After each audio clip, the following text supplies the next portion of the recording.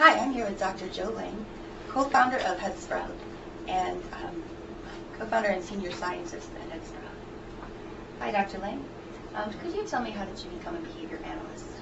Well, actually, I remember the exact moment. I was 19 years old, just turned 19 actually. I just had a birthday recently. And I was at Rock Valley Community College, although I think it was called junior college in those days. And I was in the Hollywood restaurant. It was 2 in the morning. I was sitting at the counter. I was drinking tea, and I had a roll that I used to go in. That's all I could afford basically, was a tea and a roll. And I was reading we had a book of readings for my introductory to psychology course.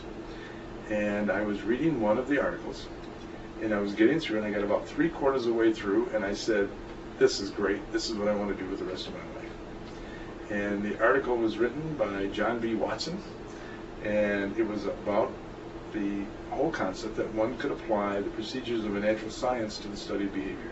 And that just struck me as obvious and exciting. And I got all excited. I finished the article.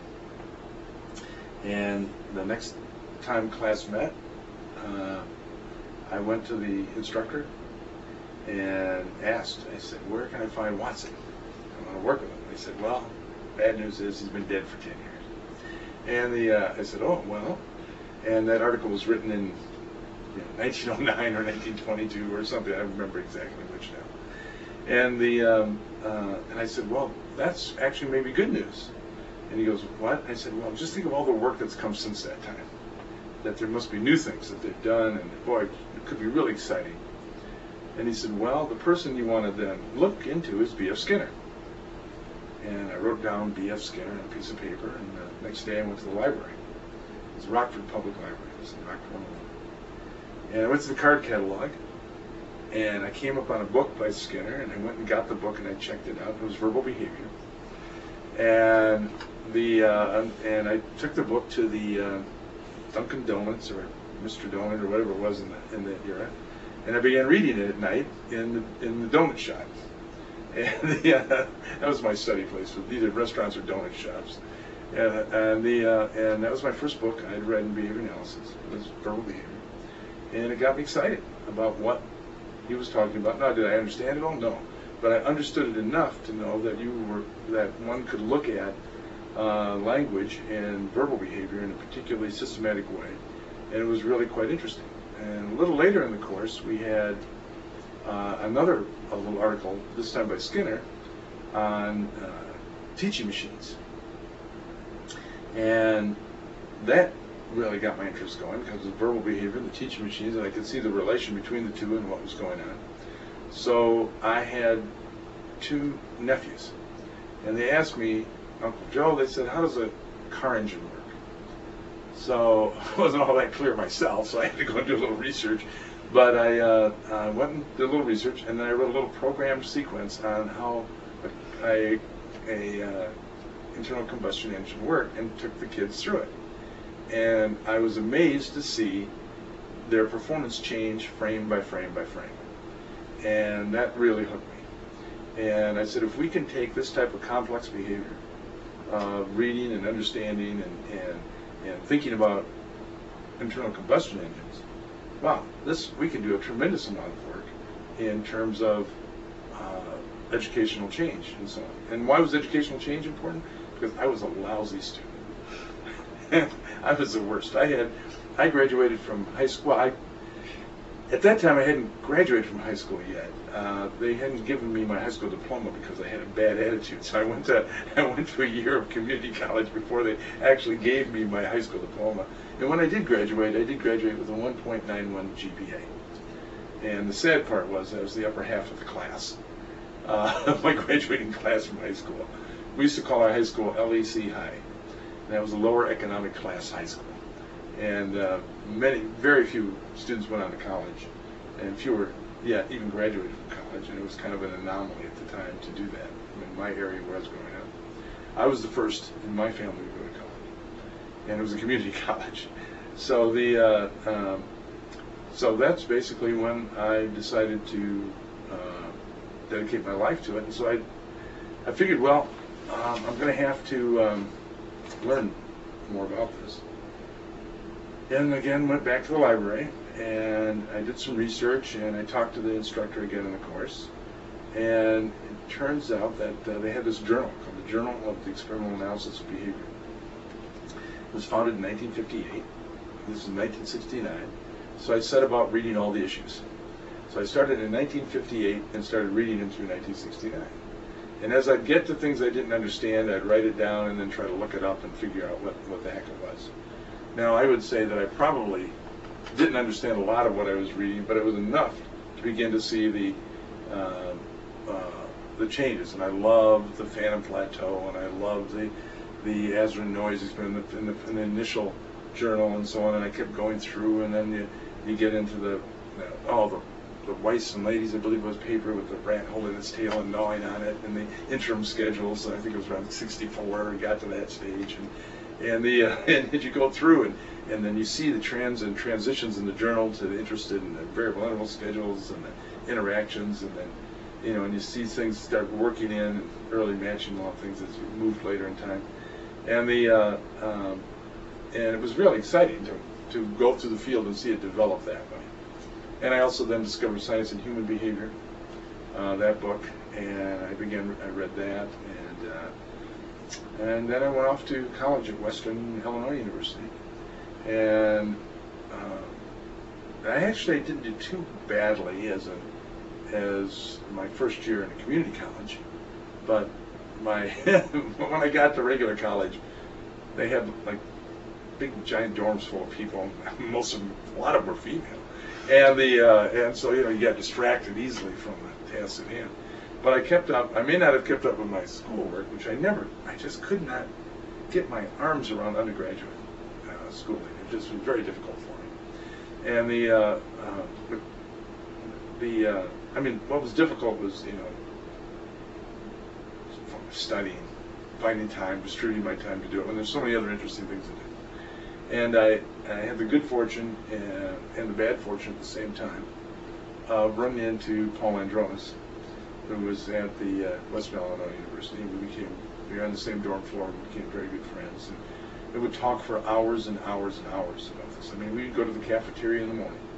Our dormitory was a 19-story dorm in Western Illinois University overlooking the Lemoyne River, and you could watch the sun come up, and you could move the other side and watch the sun go down in of the cafeteria. But we would be there in the morning for breakfast, talk all the way through lunch. People would come and go, still be there for dinner, still talking, people coming and going. And basically looking at issues, what were of interest. Those, there was Marcuse, there was existentialism, there was phenomenology to be talked about. And I discovered the book Behaviors and Phenomenology, Contrasting Basis for Modern Psychology, and I began to read about the existentialists and the phenomenologists and so on. I actually took a course in that. Actually did pretty well in that course. And I took courses in aesthetics and so on. I was very interested in the philosophy. And then I'd write my papers from a contingency analysis point of view. And what I found was that the philosophers were much more interested in what I had to say than the psychologists were when I take a psychology class. And in the psychology classes, they gave you multiple choice tests.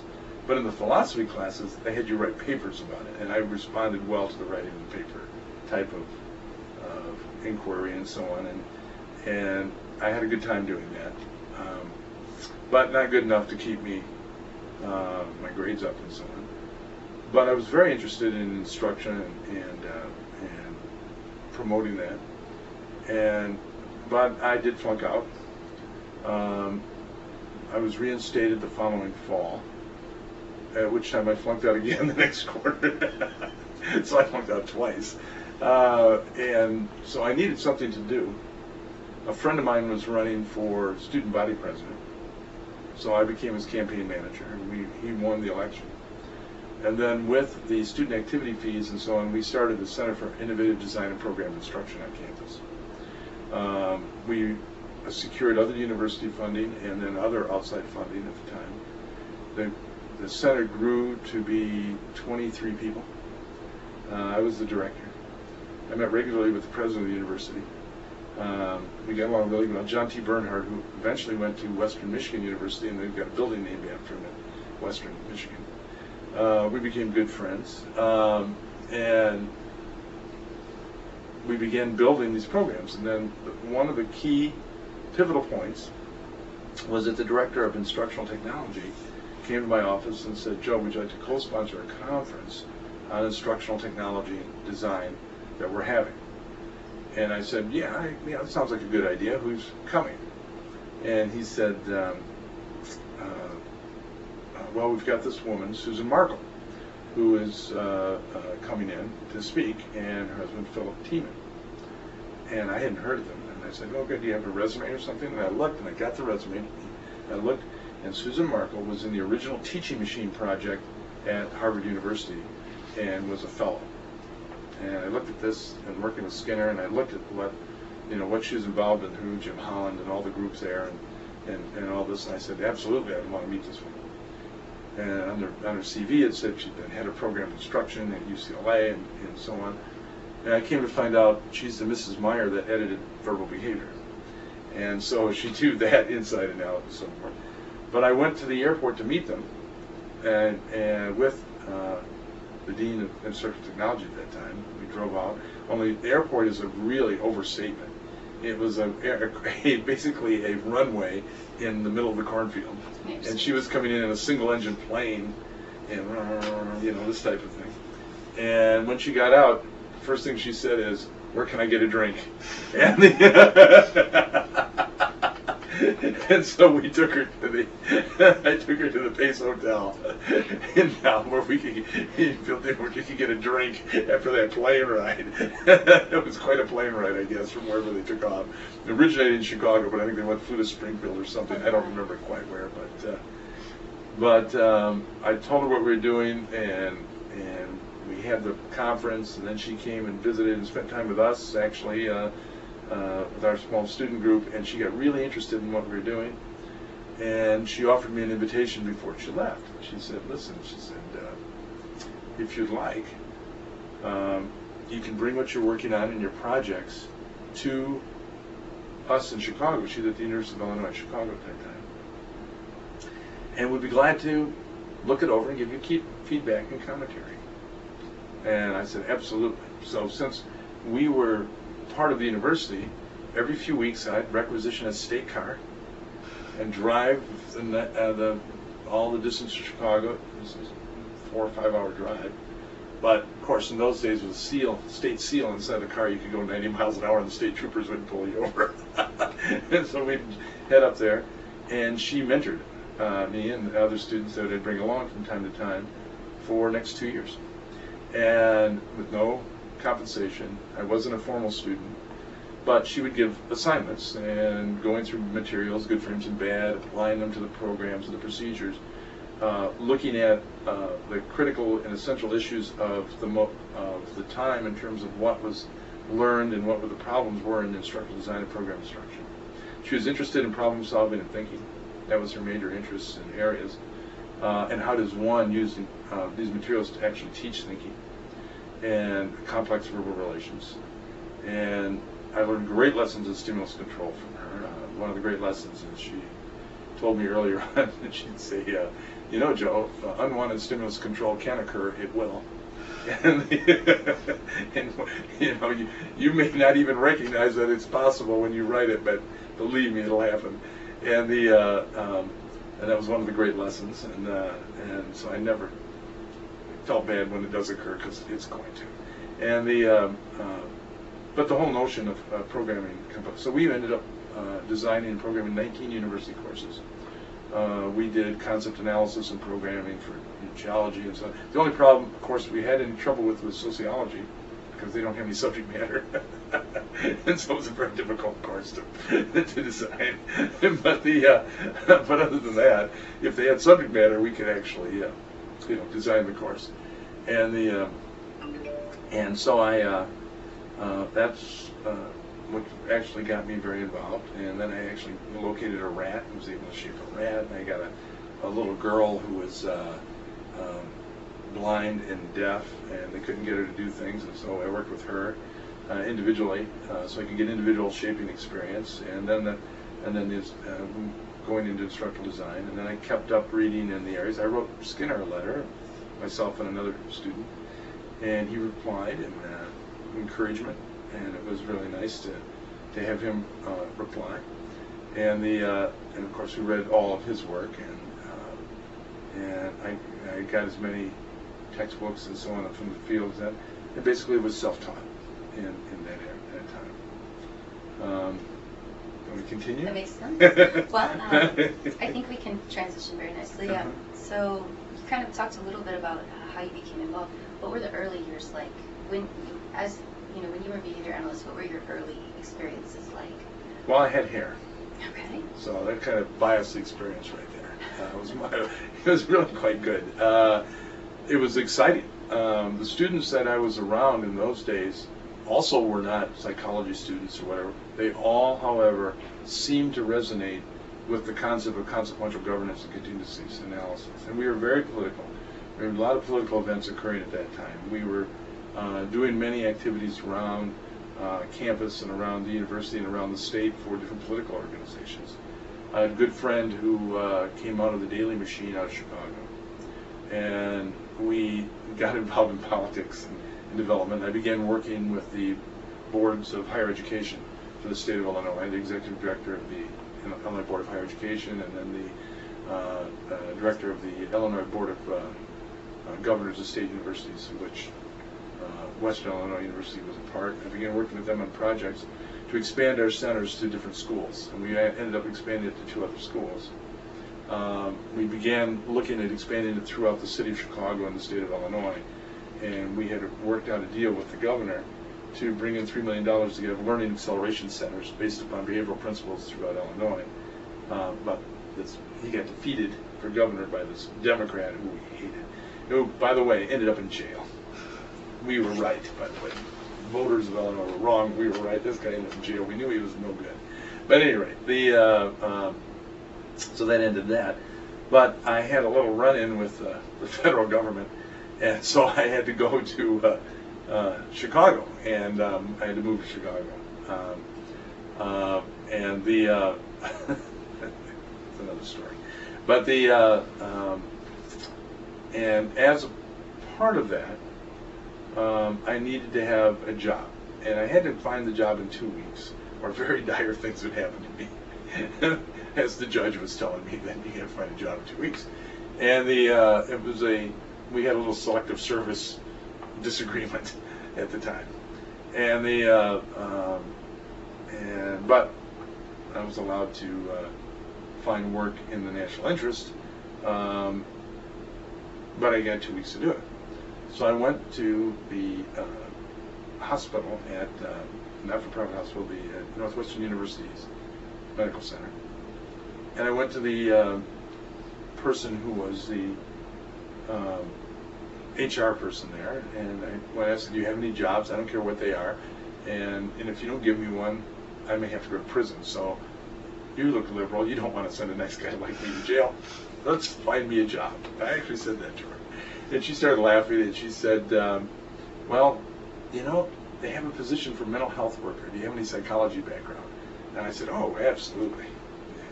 Unfortunately, though, however, I don't have any degree. And she said, well, this job usually requires at least a bachelor's degree in mental health worker. And I said, well, but I have lots of experience.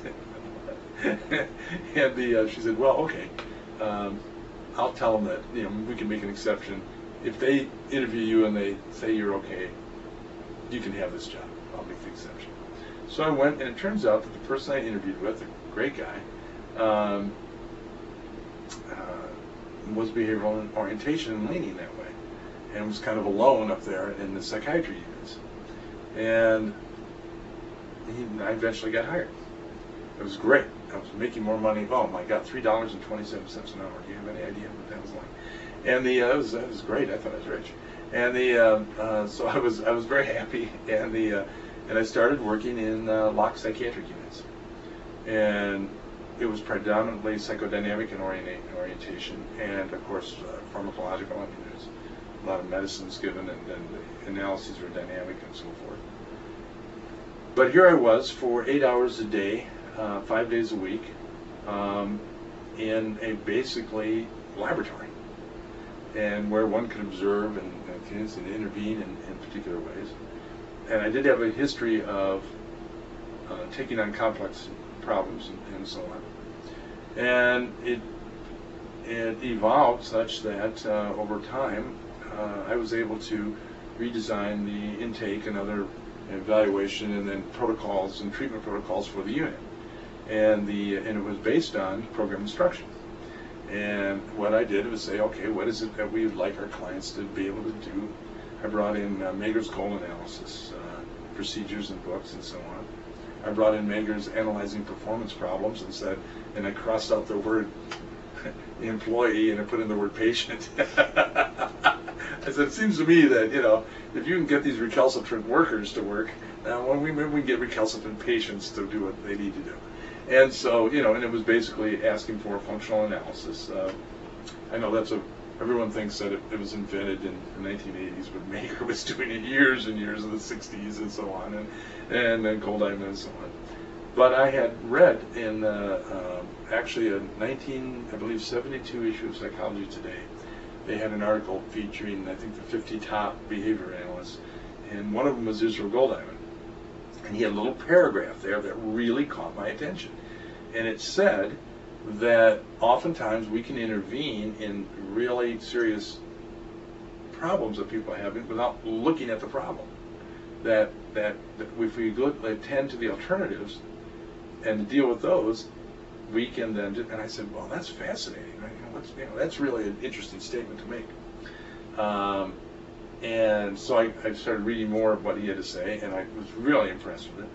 Turns out a friend of mine, who became a friend actually, who was introduced to me by Susan Markle, was a student of Izzy's as well. And he was a student of Markle's, and then he went on in social work, but then worked with Izzy. Izzy was at the University of Chicago. Susan Markle was at the University of Illinois at Chicago, two different institutions. He suggested that Goldiamond would be great in this one project we were working on, and so I met him at Sue's apartment. And after talking to him for a while, I said, okay, this is the guy I've got to do graduate work with.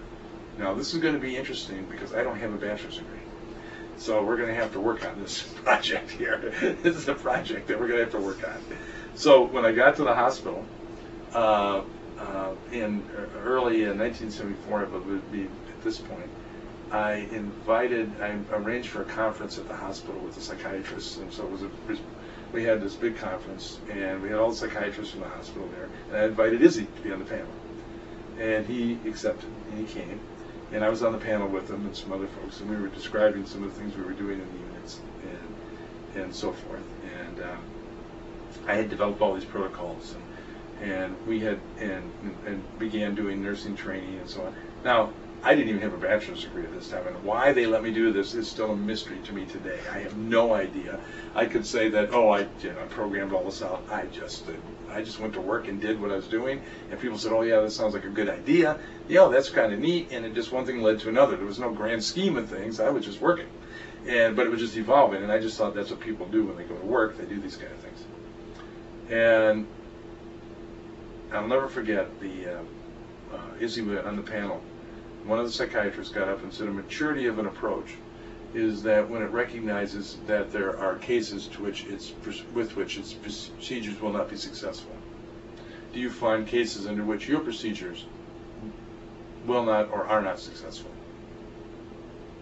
And as he thought for a minute, he goes, absolutely. There are many times when our procedures are not successful. But then again, no one else's will be either. In those cases.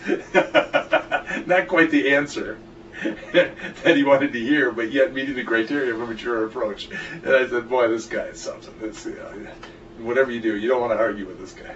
And and so that just cracked me up. And at the end, Izzy looked at me and he said, what you're doing here is interesting and so on. He says, I got something for you. And he reaches in, he was in a wheelchair, he was paraplegic in those days from a traffic accident. He reaches into the back of his pouch he has, he brings me a pre-publication copy of Constructional Approach to Social Problem. And he hands it to me. It hadn't come out yet in behaviorism. And even though and so he hands me an article, this thing, and he said, here, take this, and you might find it valuable. I said, really, thank you, and so on. He left. I went home that night and read it. And the next day, was 84 some pages long. I remember I read it through all the way through. It was just wonderful. Oh God, it was like, you know, like I could hear the angels singing and horns blowing and the whole thing. You know, I was reading it, particularly pertaining to my experience already in psychiatry that I was working in. And the next day I went, we had these protocols that I had spread to different units, and I went and I grabbed all the protocols and I grabbed all the materials that I developed, and I took them all and threw them in the wastebasket. And I said, the good news is I was on the right track. I mean, the good news is I was on the right track. The even better news is that track can be greatly improved. And so we began putting in constructional questionnaires and analyses and the types of forms and so on that were described in the constructional paper. We immediately, the next day, changed. And it was based on a programming model, basically, anyhow, so it resonated with what I was doing. And I think that's what Izzy saw and gave it to me. And then I went to his, made an appointment to go see him. And I went into his office, and his office is the Museum of Science and Industry in Chicago, right on the lake, near the University of Chicago campus, up on the second floor, no windows. Big giant 20-foot steel door to open, get in. It was an amazing place. I mean, it was like, you know, you go in there, it was an intimidating place, but it was pretty amazing. And you go up the stairs and you go in his office, and he sits down and he looks up at me and he goes, I'm very busy, what do you want from me? and it was really great. And so he's looking at me like, well, what do you want from me? And he's not smiling, he's just looking at me. And I said, well, I would certainly like to be trained. I would certainly like to be able to do more of what it is I'm trying to do now. And I'd like to know more about this whole business. I haven't been formally trained anywhere, and I think I'd really like it. And he goes, well, you know what that requires. And I said, what that? He said, the willingness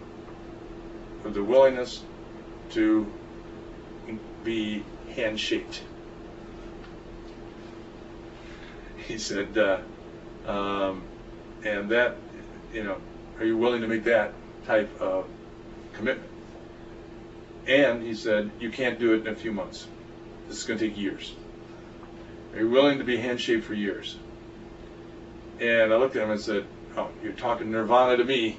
You know, this is what I would love. I said, this is it. This is a thing. He said, okay, what's your academic background? I told him. He started laughing.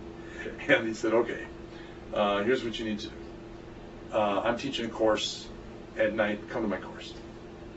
And here's the deal, though. You can come to the course, you can sit in the course, but you got to do everything that the course requires. You know, I don't want people just coming in and wasting their time. So you can come. So I began attending this course. I grabbed Paul and brought him along and introduced him to Izzy. And that's how Paul met Izzy. We started attending this course there as we were working at the hospital.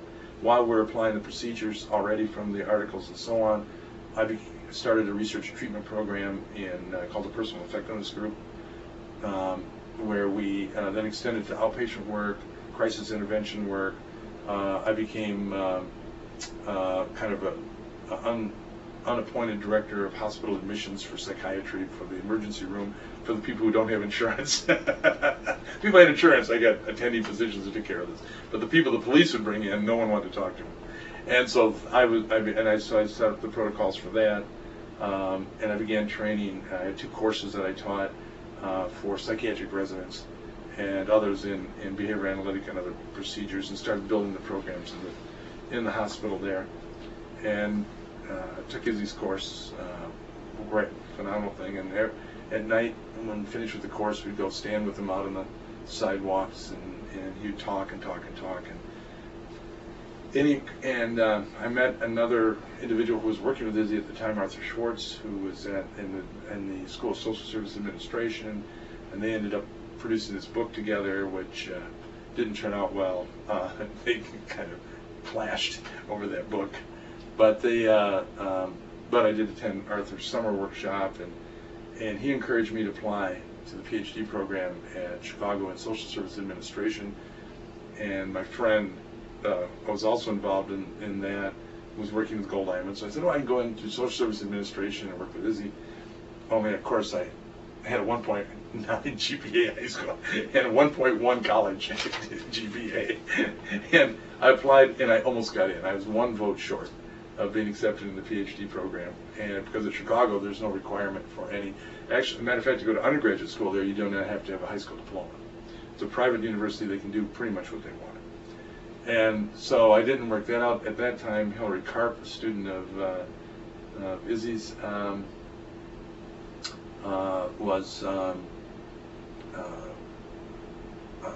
took a position at University of Houston in Clear Lake. And Izzy said, you know, Hillary's down there, why don't you go down there, because I think all you need to get in is a letter and a stamp. And it actually took less than that. I don't even think I brought a letter with me. I think I just went. And they had what's called matriculated students, and so I could begin taking courses. Then I talked with Bob Pringle, who was the I probably shouldn't use his name. He probably might be passed away by now. I don't care. But was the executive director of the Board of Governors of State Colleges, and he said, Joe, we have a new program called the Kaskaskia program where we're giving life experience degrees. So I put together this whole folders of boxes of evidence corresponding to objectives that were written by Phil Tiemann on what it was to be an instructional design professional and all the skills you need to have. They had pages of objectives, and I color-coded them all with the evidence in the box. And I had publications at that time, and I had presentations at conferences and MAVAs and AVAs and so on. And I put those in, and to get speech credits and all this type of thing. And I went through the college catalog, and I turned it all in. They gave me between 70 and 80 hours, semester hours of undergraduate credit. That combined with the year at the community college, I had the 2 quarters that I actually did have credit for at Western Illinois University, since it was a Board of Governors school, qualified me for the residency requirement. All I needed was 3 more undergraduate courses. And I took those at the University of Houston through matriculated student status and sent them in, and was granted a life experience degree, my undergraduate degree. And then that spring, I was taking graduate courses all along at the same time at the University of Houston, which was a wonderful environment, very supportive, great place. I really loved it. Met my wife there in statistics class, romantic. And and I received my bachelor's degree in the fall, and in the spring I had my master's degree. And in that next fall, I was at the University of Chicago. I had been accepted by the university in biopsychology, and heaven had come. I'd never had a more thrilling, exhilarating day in my life is when I got the letter that I had been accepted at the university. It's the first university I'd ever applied to, and the only university I've ever applied to. But I was going to go work in Goldiamond. And I'm always interested in instruction and psychiatry, clinical analyses, but I also then was going to have an opportunity to do a considerable amount of animal work, which I really wanted to do. I wanted to work with pigeons, and and I had the opportunity to do that. I was really interested in complexity and understanding thinking, reasoning, complexity, and so on. And I saw from our work in instructional design and program instruction that there was this type of, interestingly, that program instruction kind of left behavior analysis in a way. They started their own organization. In those days, it was the National Society for Program Instruction, and then there was MAVA on the other thing. And although there was a tremendous amount of overlap, particularly in those days, they were going off. And what I saw was that the level of problems being addressed in that area was far exceeded those being addressed in MAVA.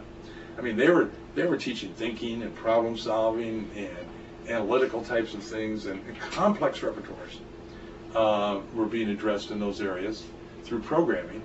Whereas in behavior analysis, it was basically interested in steady states and ABA designs, not changing criteria. In program instruction, you maintain behavior through a series of changing criteria, and and it's different. You don't, if you're teaching someone Spanish, you can't reverse it and take the Spanish away by removing reinforcement. It doesn't work that way. So you saw that once repertoires are established, they don't go away. They can reduce in frequency, but they don't go away. You can make someone not speak Spanish in your presence, but given the opportunity and the reinforcement, they will. So I never saw utility too much in my line of work of those types of designs and what was required in those areas, and I saw the complexity being involved there. And what I liked about what Goldiamond was doing, he was applying that type of complexity analysis to clinical phenomena as well as in the laboratories. And so it became what Sidman talks about in tactics, the distinction between steady states and transition states.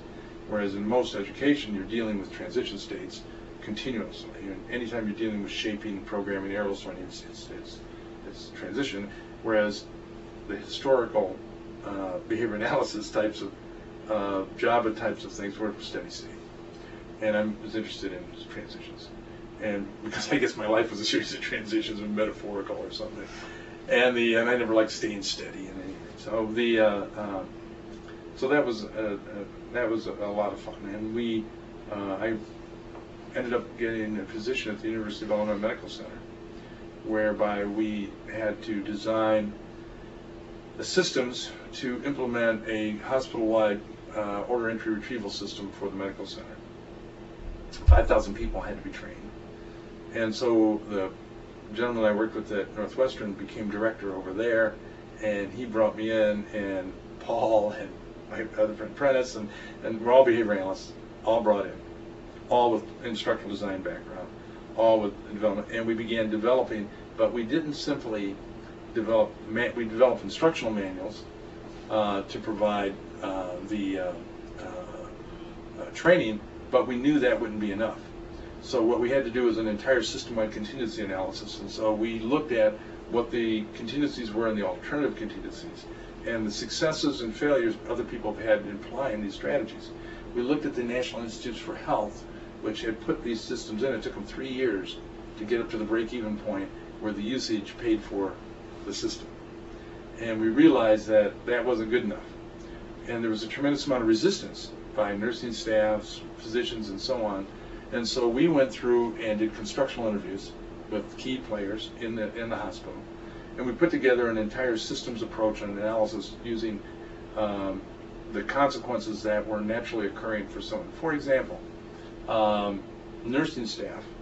In nursing, in those days in particular, the only way to basically be promoted in nursing was going to administration. You became a charge nurse, assistant director of nursing, you can go in this type of thing. There are many nurses who really liked the service aspect, and they became, have a higher status because of their knowledge of how the hospital worked. They could get something done. They could make this happen here. They knew how to grab this young resident and get them on the right track quickly. You know, and the resident, you know, oh, this is a nurse that's been here for 15, 20 years. We need to listen to her. She'll, you know, and they knew how to, they were extraordinarily talented people. You put in a new order entry retrieval computer system and change the way orders are made, things are asked for in the hospital, and all of a sudden their value begins to decline. You're asking them to give up critical consequences. And we said resisting is exactly what they should do. This is a smart thing to do. Their behavior is sensible. So resistance is telling us, anytime you reach someone who's resistant, you're saying, all they're telling you is that they're being asked to give up a critical consequence. That's all it means. And so we then designed a system whereby we made them the super users and trained them first and made sure that they were fluent in the systems, and they were the go-to people to be asked questions about the system, and where in other locations they were your biggest critic and roadblock, they became your biggest advocate, because now they got the same consequence for implementing the systems that they got otherwise. We found that the physicians themselves,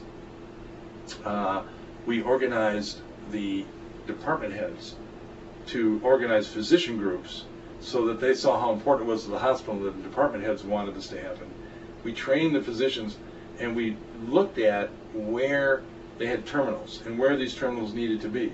We put them in the rooms before you get ready for an operation in the ORs. We put them in the doctor's lounges where you could have easy access to them. Places where they didn't have to engage in more behavior to use the system. The systems were right there. We went into the units and brought mock-ups of the computer terminals, and they were big in those days. They weren't the nice little ones that we have today, but they're big, thick things. and put them in the nursing unit and looked at how it affected traffic flow. Because if you put a unit in there and it's getting people are sitting and breaking up the flow and they're trying to get their job done, they're going to hate it. So we looked at how it affected the day-by-day units. We looked at things such as the reinforcers for people who had to use it, such as the clerks. And we looked at that typically when a doctor wrote out a prescription, that prescription went into a basket, and that basket was taken by a clerk down to the pharmacy. And on their way, they got to see people along the way, and they got to hang out and talk to Joe the pharmacist for a while, and come back. Now, you click on these devices, and it prints out in pharmacy. That's all gone.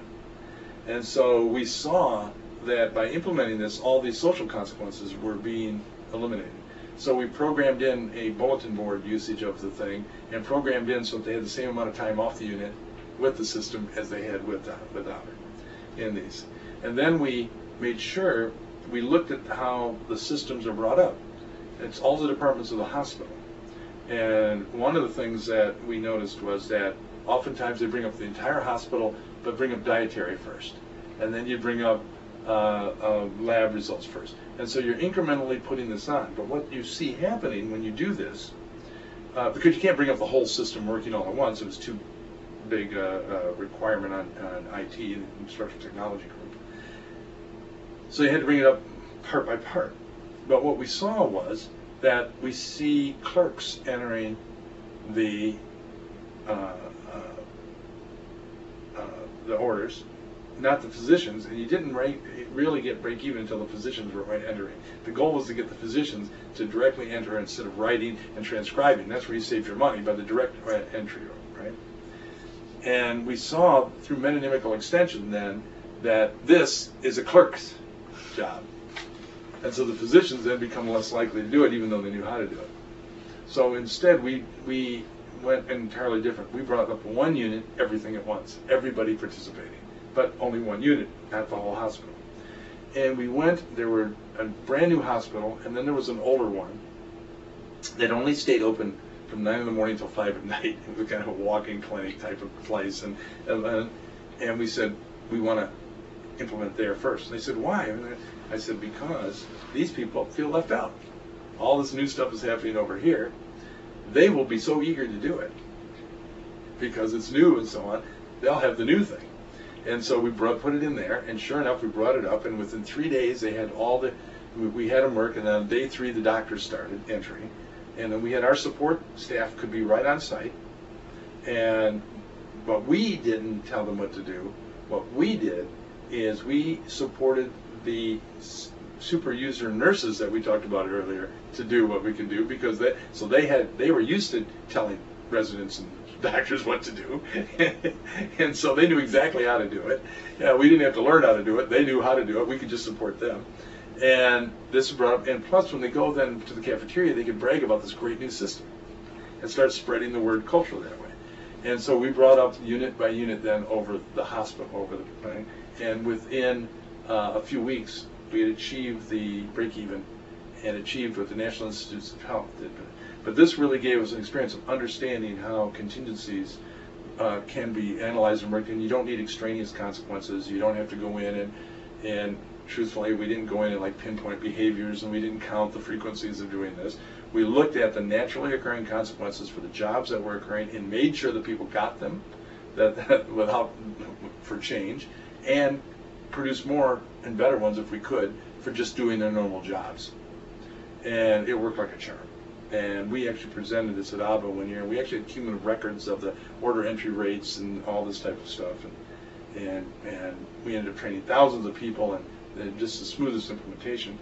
But it took a year and a half or 2 years of analysis and planning and programming and systematically moving into this to make those weekdays happen. This didn't happen. I ended up working there for 5 years. At this point, I'm still working at the University of Chicago. I started as a graduate student there, and it was an amazing place. It was intellectually rigorous. The president of the university met with us all, and I remember our first week there, and I remember her saying that from now on, we will no longer refer to this as the University of Chicago. We simply refer to it as the university. And the and she said, and you will get along well here as long as you realize that we have a certain ethic. And the ethic is you can be challenged and questioned by anyone, and that it is considered you should be received that question with great gratitude, not defensiveness, and that you are allowed to question anyone else, student, faculty, administrator. This is our inquiry base, this is our ethic here. And that, and she was right. I mean, you were challenged on a moment-by-moment basis by every human and animal that walked around the place. I mean, you walk in, you say something offhand, and the person who's the clerk there would look up at you and challenge you on that question. You better be prepared to back that up. And it was a glorious place, and the coursework was amazing. The faculty were amazing. The faculty at that time controlled everything. For example, you never know how many hours a week your courses met. It was up to them. You got 1 credit no matter how long it met. That's it, 1 credit. And I had a course that met 11 hours a week for 1 credit. Another course that met 4 hours a week, 1 credit. It didn't make any difference. They could call you up and say, we're not covering enough material. Let's meet. We're going to meet another day. And you would meet that day. There was no, this isn't part of the, no one ever did that. You also served at the behest of your advisor. If they decided at any point in time during your career that you weren't making it, or they didn't want to work with you anymore, you were out of the program. It wasn't like you could go down the hall and go to another advisor. You could, in theory, but none of them would ever take you because they'd never offend a colleague by taking someone they didn't want. And so so about half our class ended up disappearing for that reason, and the rest of us got through. But it was as a matter of fact, we had a T-shirt that said grad school, University of Chicago, not just a job, an indenture. The Army at that time had not just a job, an adventure, but this was an indenture. You were basically an indentured servant. But it was wonderful, and and you went through this tremendous rite of passage, basically, through that. There was no junior colleague model. You were there to be taught by the great ones, and those who could make it through and learn from them ended up, with the great repertoires at the end. Others who couldn't handle that system left, and that was basically the way it worked. But in our laboratory, we had a great time. We'd have lab meetings where we'd discuss the animal work, the clinical work. I discussed the educational work we're doing. Each one was given the same level of rigor. We used to say that we needed to provide the same level of respect and dignity to our human clients that we did to the pigeons.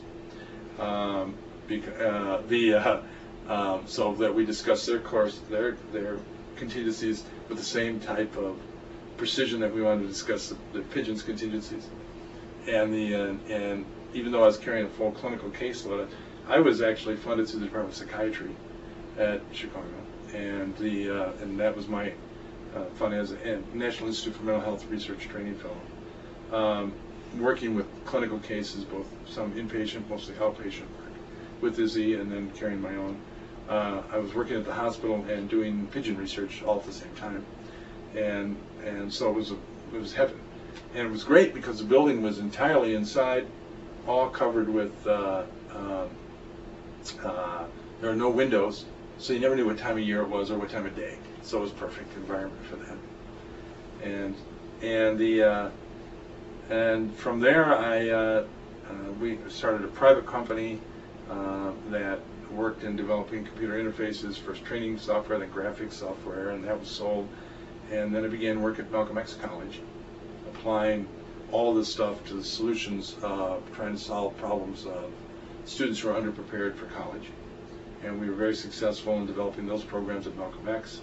I had met Kent Johnson and Phil Chase. They were actually sharing an apartment in Boston back in '78. Greg Steichler, all were friends. and so on. And Kent and I began collaborating on Morningside methods, and Paul and us had been working primarily, Paul, in the area of contingency adduction and the recruitment of untrained components into new behavioral functions and units. We began looking at that for understanding more complex repertoires and how one builds them, and we began applying that in the context of educational change at Malcolm X and beyond. And then one day it got very cold, and I said, I can't take this cold weather anymore. And next year we moved to Seattle. I did consulting for a couple of years, and then we began Headsprout, which was a very ambitious undertaking. We started Headsprout in 1999, and to give a little context, we were looking at delivering reading instruction over the internet. In 1995 was the first commercially produced and available web browser. People think that that's been around for a long time. We were only 4 years out of the first commercial web browser when we decided we're going to try to teach over the internet. No one really. This has not been something that had been tried before, particularly in what we were doing. We weren't talking about running a course or having people send you stuff and replying. We're talking about literally programmed like instruction over the internet. And we wanted to teach reading. And reading is a real challenge because over the internet, because you can't see or hear the person who you're trying to teach to read. That is a remarkable challenge. And when you stop and think about it, and there was some skepticism of whether this could be done or not. So we raised an initial $750,000 to try to determine whether this could be done, and we created 5 lessons and actually had kids beginning to learn to read in these 5 lessons. And that was enough to get venture capital funding of a few $1 million after that, and start the process. And it took us, the first 40 episodes, and they're 20 minutes long, took us $4 million in 2.5 years to create. And painstakingly analyzing, programming 250 children in our laboratories, one at a time, doing our changing criterion designs. Can we maintain the behavior through this program in the absence of a human listener? All right. Can we do this systematically? And it brought in all the programming, all the behavior analytic, all the program instruction areas that we had. We had to teach them to see sounds, and we broke down decoding, for example, into its component parts, and taught each of the components and then brought them together so the kids could decode. It's quite complex. When you look at what it takes to see and say a word, you have no idea how hard that is. And I looked at that and said, oh my God, for a 5-year-old child, this is really difficult. And then going back to my University of Chicago training in ethology, I remember reading an article by Jacob van Uxel in 1934, published paper. It was on the Umwelt of animals. In other words, the perceptual world of animals. And what they had done is they performed a series of experiments and some conjecture, but the series of experiments that described the perceptual world of different animals. How does a dog see a room when it enters it, versus the same room as seen from the point of view of a human versus from a fly? What were the salient characteristics? What were they responding to? What was it? And what you saw was that they didn't see the world the same way you did. And so trying to set up contingencies that match yours aren't exactly what you needed to do if you're actually training the dog or the fly. You know, they live in a different world. And that always impressed me. And when we began work with children, I realized that children had different umwelts.